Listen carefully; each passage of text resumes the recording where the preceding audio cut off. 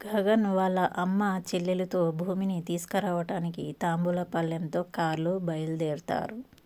ఇక శరత్చంద్ర ఇంట్లో భూమి గగన్తో వెళ్ళటానికి చాలా సంతోషంతో రెడీ అవుతూ ఉంటుంది. హాల్లో శరత్చంద్ర కూర్చొని ఉంటాడు. అక్కడ అందరూ ఉంటారు.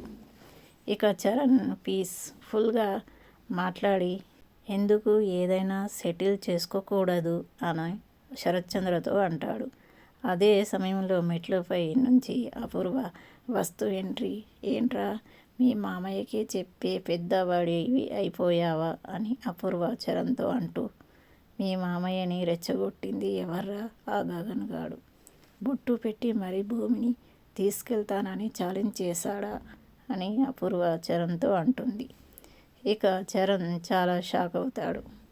వెంటనే కృష్ణప్రసాద్తో, చరణ్ అన్నయ్య ప్రేమించింది అని అంటే భూమినేనా అని కృష్ణప్రసాద్ అంటాడు.